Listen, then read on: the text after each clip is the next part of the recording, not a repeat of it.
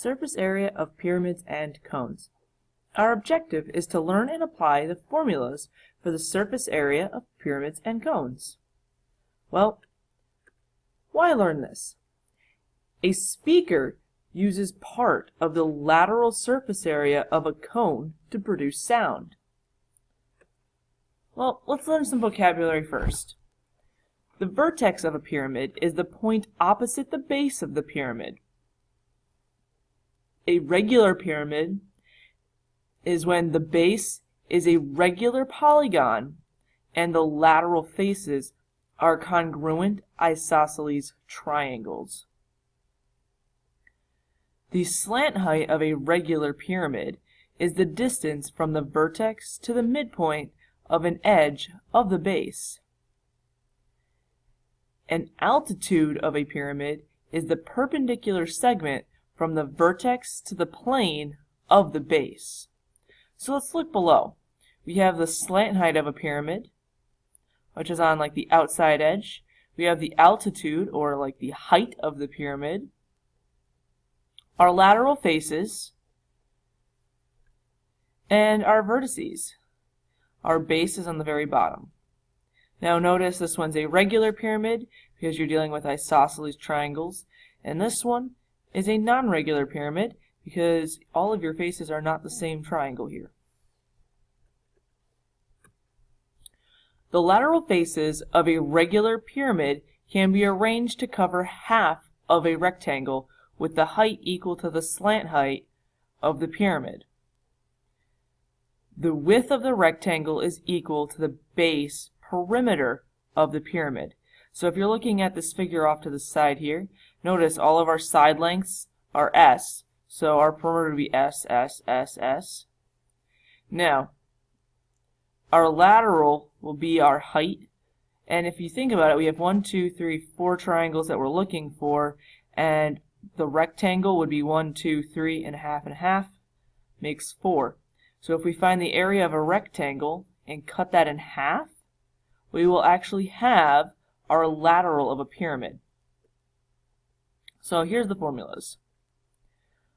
The lateral area of a regular pyramid with perimeter P and slant height L is the lateral equals 1/2 your perimeter, which was your length, and then your lateral, which was your width.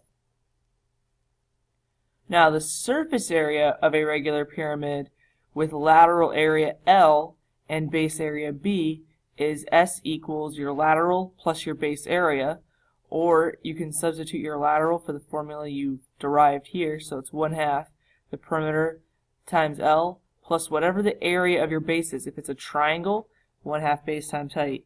If it's a rectangle, length times width. Alright, let's try one. A regular square pyramid with base edge length 5 inches and slant height 9 inches. Take a moment and try to solve this on your own using the formulas given.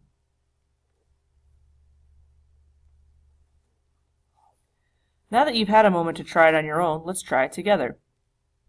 Well, our perimeter, if we have an edge length of 5 and we have a square pyramid, so that means there's going to be 4 edges that are 5 inches long for our perimeter. So we're going to have 1/2 times 20 times our lateral, or our slant height here, which is 9. So 20 times 9 divided by 2 gives us 90. And we're in inches, so 90 inches squared. Now, our slant height, or our surface area is 1/2 our perimeter times our slant height plus the area of our base. So we know that this measurement is 90, and now we just need the area of our base. So our base is 5 inches by 5 inches, so 5 times 5 gives us 25. And now we simply add 90 and 25 and get 115. And this is in inches squared. Try this next one. Find the lateral area and surface area of a regular triangular pyramid with base edge length 6 feet and slant height 10 feet. Take a moment and try this one on your own. Now that you've had a moment to try it on your own, let's try it together. We will start with our lateral. So L equals 1/2. Our perimeter, so 6 plus 6 plus 6, or you can do 6 times 3, which is 18, times our slant height here, which is 10. So 10 times 18 times 1/2 gives us 90, and we're dealing with feet, so 90 feet squared. Okay, and now we need our total surface area. This one we're going to take our 90, and then we're going to add the area of our base. Now, the area of our base is a little bit tricky. Reason being is you don't know the height of your triangle. That's what's missing. So, we need to figure out what our height is. We know that half of a triangle side is going to be 3 feet. So we can go 3 squared plus b squared equals our hypotenuse, or c squared, so 6 squared. So we have 3 squared, which is 9, plus b squared equals 36, and b squared is therefore going to equal 27. And that means b is about equal to 5.2. So that's not our area of our triangle, that's what our height is here. So we can do the area of our triangle is 1/2 our base times our height, which is 5.2. So we have 1/2, 6 times 5.2 plus 90, and that will give us 105.6 feet squared. Let's look at some cones. The vertex of a cone is the point opposite the base. The axis of a cone is the segment with endpoints at a vertex and the center of the base. A right cone is when the axis is perpendicular to the base. An oblique cone is when the axis is not perpendicular to the base. The slant height of a right cone is the distance from the vertex of a right cone to the point on the edge of the base.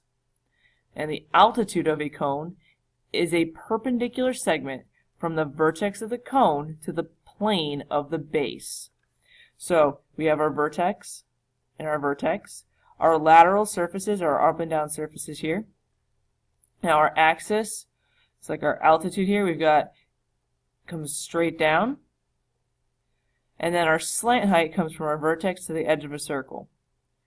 Our bases are each circles because we're dealing with cones. And this one is an oblique cone because if you notice the axis is not perpendicular to this base, whereas in a right cone it is. Alright, well let's look at the formulas.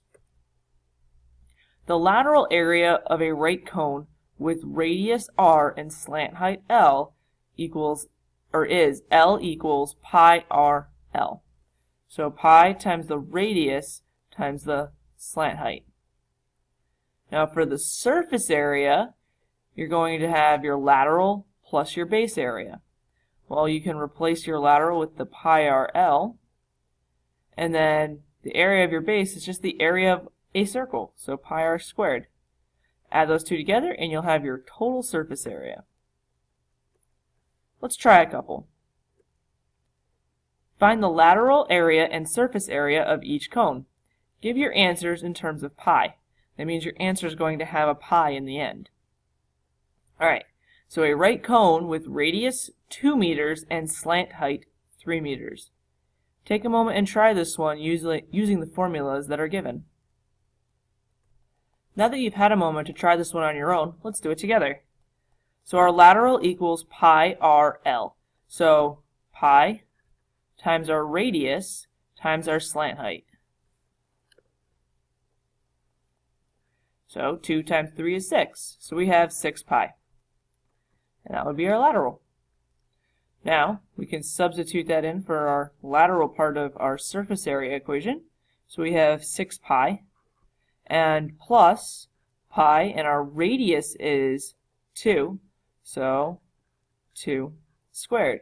So 2 squared is 4, so we've got 6 pi plus 4 pi gives us 10 pi. Take a moment and try this next one on your own.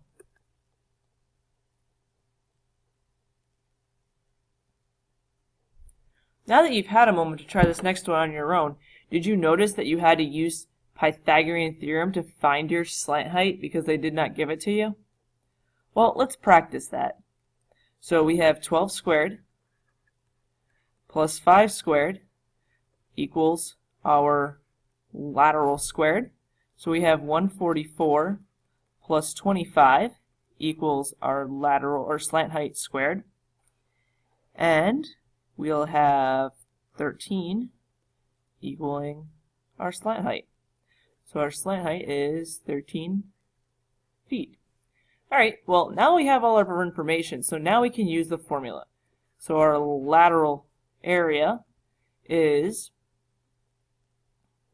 pi times our radius times our slant height, which is 13. So we have 5 times 13, which is going to be 65. So we have 65 pi. And this would be feet squared. And now we can do our surface area. So we have our 65 pi plus the area of our circle. So pi times r squared, so 5 squared.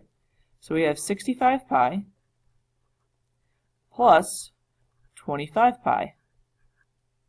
And 65 and 25 give us 90 pi. And we're dealing with feet and our area, so feet squared.